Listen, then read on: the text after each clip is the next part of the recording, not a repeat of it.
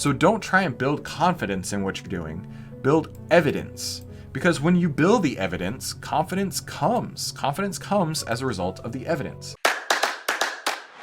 This is the How to Trade Stocks and Options podcast, brought to you by 10MinuteStockTrader.com, where we cover finance, stocks, options, entrepreneurship, education, and money. And here's your host, voted one of the top 100 people in finance, Christopher Ewell.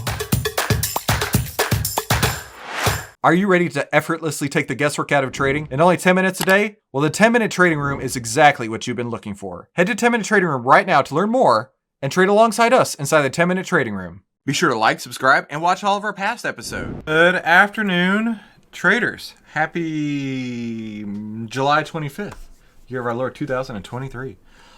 Today was going to be a defensive day, but just moments ago, breaking news, GE came through as a setup for entry.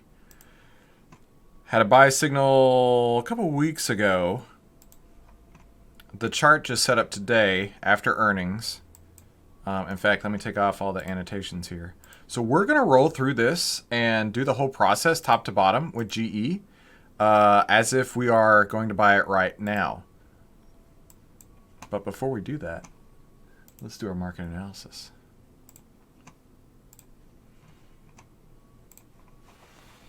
Before I forget, before I get too deep into it, tomorrow, Thursday, Friday are all Discord only days, as you can see on the banner down below. I also would like to apologize because today my camera has decided that I'll be in black and white. So here we go. We're going vintage, old school. I don't know why it does this, but it does. But anyway, so we will be managing the Morgan Stanley trade that we have on right now, as well as the GE trade, and not looking to put on Wednesday, Thursday, Friday. I will not have my equipment even to put on, but I can take off. That makes it a lot easier because all you got to do is look for one price level to get out. So welcome to the 10-Minute Trading Room. This is how to trade only 10 minutes a day and exactly how to take the guesswork out of trading. Now that starts with our outlier trading strategy, and it always starts with the market. Trade with the trend of the market. We need to see the 10 over the 20 with price over the 50 on the SPY. So let's go there first. Let me hide all my drawings here so we can read it. And we can see the 10 is over the 20, price is over the 50, handily so. In fact, we set a newer high today. So the recent high since, geez, how far back do we have to go? March 29th, 2022. We're talking, what is that? 4 months, 16 month high was made today. 16-month high was made today. That's what we want to see. So that high a couple days ago was 456.43. Today's high was 456.73. So we got a new higher high today. So the market is definitely pushing up, very bullish here.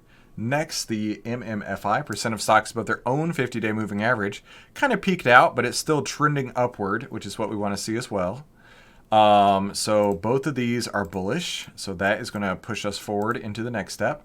But before we go and make any new trades, today is an offensive day, is what it looks like right now. We need to start with our existing positions and reduce risk. So we do that with the 10 EMA and a half ATR from entry. Before I do that real quick, let me check the Discord. I did send the link over there, just double checking. I couldn't remember if I did. Okay, so we already are in Morgan Stanley, and that's all. So we're looking at either the 10 or half ATR from entry as our backstop. Morgan Stanley, it's not a beautiful candle. Not a beautiful candle whatsoever. But we're not trading on the candle. We're trading on price. So half ATR from entry is at 92.83. The 10 EMA has not caught up to that yet.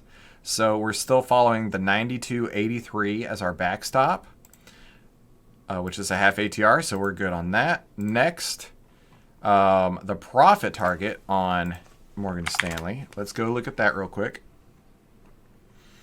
We're not there yet, but it's possible, by the way that I'm watching the colors change, that we might be hitting that tomorrow. This approximate shade of green right here is what we're looking for, and it is one more shade darker from where it is at the moment as far as the color scale goes.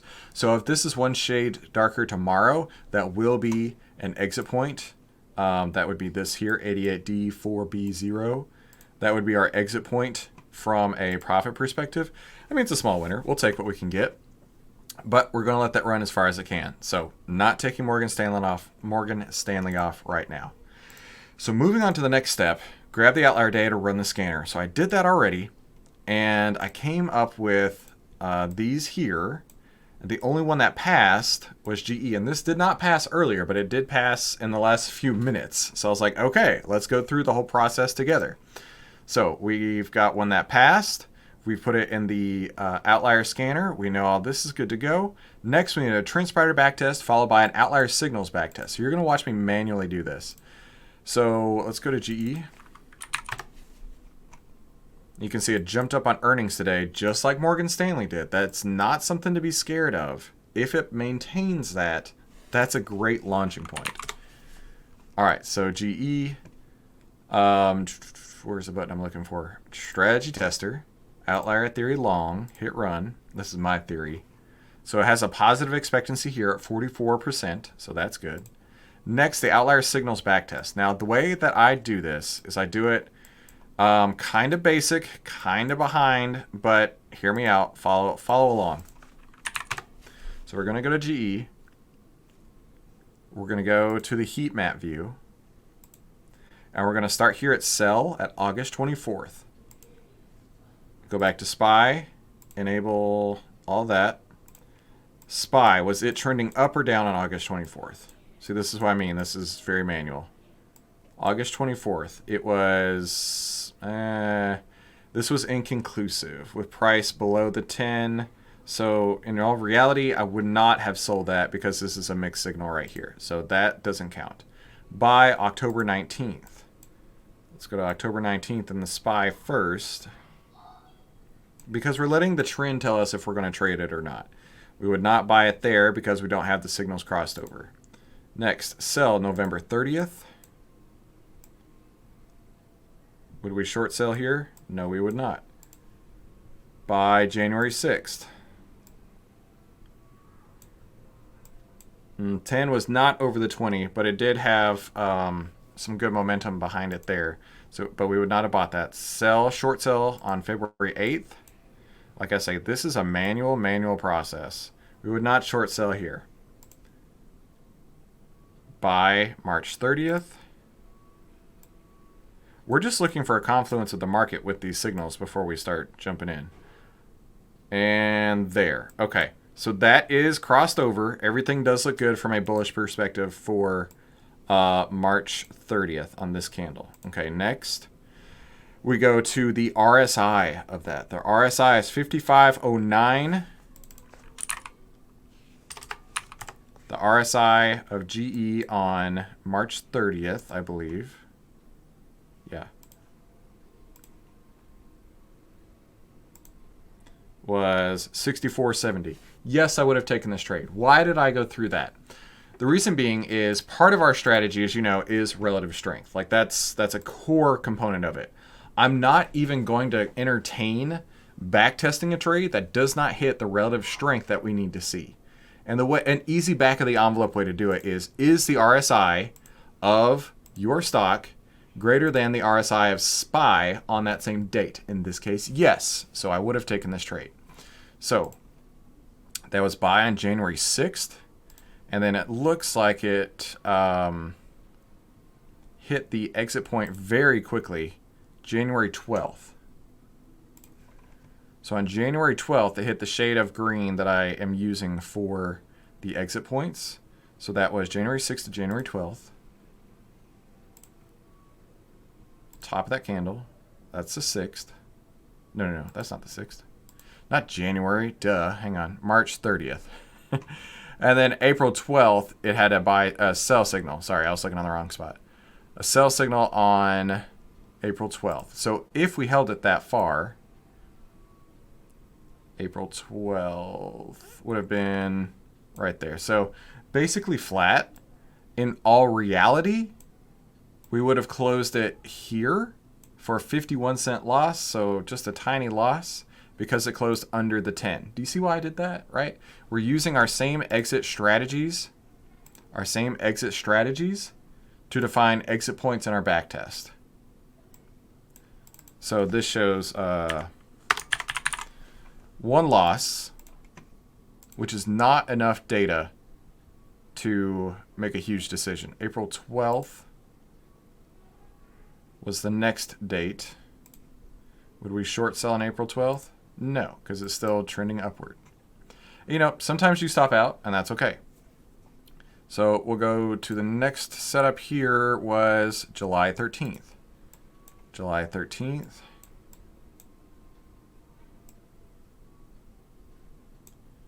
As you can see, if we had taken it on that date, we would have stopped out as well. But we didn't have it on that day. We got it today. Looking at it, ran the scanners today. It's still set up. And for me, this looks like an interesting trade to take on. And so this does give us some space as far as where we would sell. And once it reaches this color code, where's it at? This is 88. So if it goes one more color code over, that would be the sell signal for this. Because the way that I back tested this is if it's less than that point, that's where you get out. If it's at that point or greater, you go 2 shades. You go 2 shades, that's all. Just 2 shades. So this is okay, but if it goes 1 shade darker on the outlier data, then it's get out time. So we only have 1 data point, so really we can't conclusively say that historically speaking that was good. So we're going to have to rely on this one, which has 44% with 64 data points. 28% win rate, which is not awesome, but the average win is 10% and the average loss is 2%. That's why this works. So let's go ahead and actually hang on. I want to plot the back test on this real quick. I always like to do that. So the entry point comes today. So we would go, let's say 24 candles, 27%. Click here. 27% up is stupid high in 24 candles.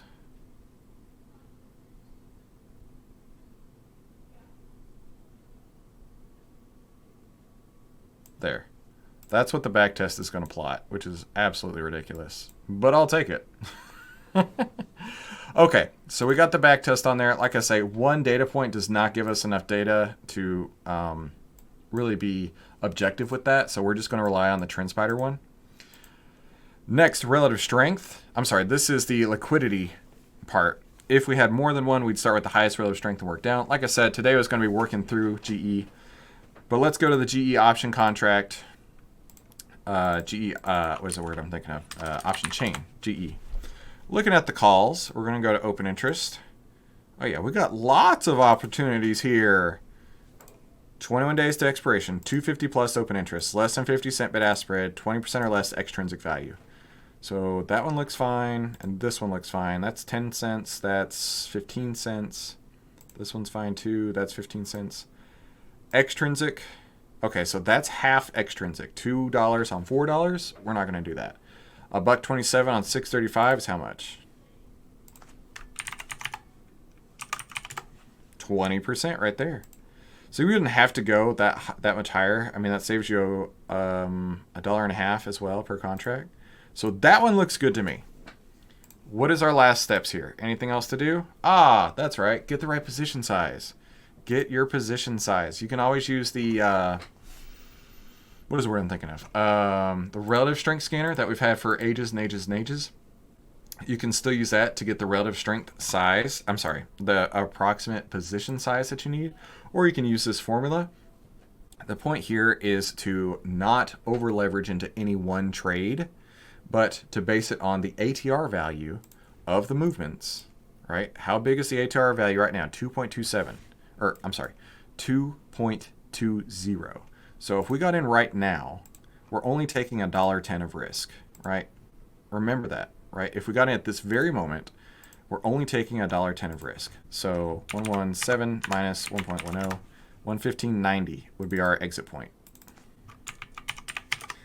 So that's a half ATR exit point. Look, it's not a huge amount of risk that you're taking. You're taking a small risk. You're taking a half an ATR. And if it works, great. If it doesn't, you get out, and that's it. $1.10 of risk. Or the 10 EMA, and that's going to take a few days to catch up, just like Morgan Stanley, right? Morgan Stanley's going to take a few days to catch up. So back to GE. Let's go ahead and put on the trade. Look at this -9. That's the implied volatility ranking. So it's so low over the past year. It's basically the lowest by 9 percentage points as it's been over the last year. So I am buying the August 18th 112 calls. August 18th 112 calls in GE. And looks like the price right now is 620. Let's see where I can get filled. All right, working an order for 620. It's not going to happen. Bumping it up to 625. I'll let that work for just a second here while I type this in. So this is 725.23 trade number 1. Bought GE. This is the 8/18/23 112 strike calls for, and I haven't been filled yet, so let me make it up to 630. Okay, just got filled. Average fill price 630. When trading at, let's call it 117. I think it was 117.02 when it happened, but that's okay. Starting planned exit point is 115.90. Remember, that's $1.10, which is half the ATR value away. So easy breezy. Let me shoot that over to you. And then I'll do a couple other notes, and then we'll be done trading. The reason that I put the 1 ATR values on here is at these points, we will start rolling up the trade and keeping it alive, but taking it off, taking profits at the same time as we are keeping the trade on, which is really cool. And that was 117 plus 220. So 117 plus 2.2 is 119.20. And then another 2.2 is 121.40.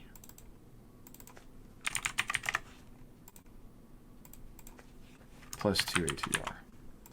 And so every ATR goes up, we'll keep moving that forward. All right, so let me shoot this chart over to you, and that is going to conclude the trading for today. Like I say, hadn't planned on GE, but it did pull through, and because of that, I'm going to take a look at it. Absolutely. Plus, you know what? I can risk $1.10 to put the trade on, see if it works. And if it doesn't, I'm only out $1.10. Always, always, always know how much risk you're taking. And you do that by also knowing the right position size. So let's move into our final thoughts.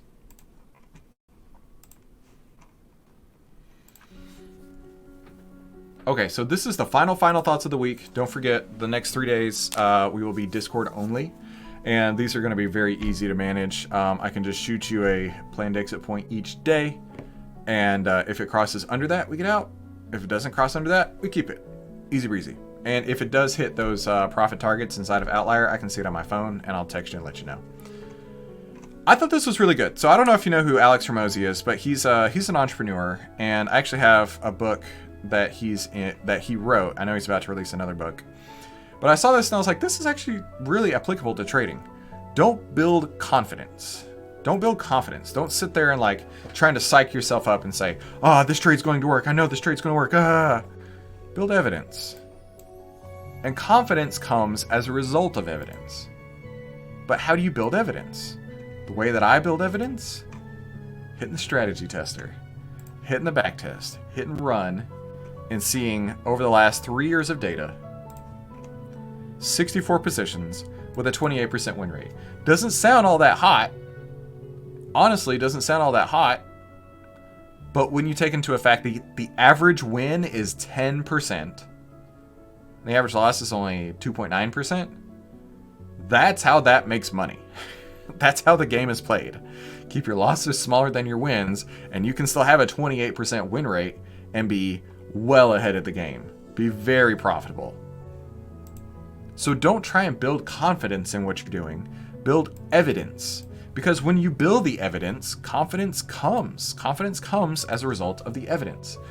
And you do that by having a plan, right? A top to bottom, every single step, I know what I'm going to do plan. And I know what I'm going to put on as far as the stock. I know where I'm going to get out if I'm right. I know where I'm going to get out if I'm wrong. And I know how big of a trade I'm taking. So I know all these variables. The only thing I don't know is how much I'm going to make if I'm right. Because that's open-ended. We're going to let that run as far as it can. But we do know that we're setting our risk at a half ATR point. And if it gets to there, we need to get out. It may not be exactly right on, but it'll be close. So that is the plan, and that is one of the biggest tools a trader can do. Is not try and build confidence, but build evidence, and confidence comes from that, and it's not the other way around. So thank you all so much for coming to today's 10-minute trading room. Don't forget, that is the last final thoughts of the week. I will be out starting tomorrow. You can reach me on the Discord, and I will be reaching you on the Discord to give you some updates. Now, my meeting tomorrow is during our normal time. So because of that, we're going to have to make some decisions before noon Eastern time. So I will let you know if I'm closing anything before noon on Eastern time. So that's the plan. And Brian, whenever you watch this, really looking forward to catching up with you. I am actually meeting with our trading room friend Brian for dinner tomorrow night, which I'm super stoked about. So thank you all so much for coming to today's 10-minute trading room, and I'll see you next week, but I will see you on the Discord. Hey, don't forget, head to 10minutetradingroom.com to learn how to effortlessly take the guesswork out of trading in only 10 minutes a day and start trading right beside us in the 10-minute trading room.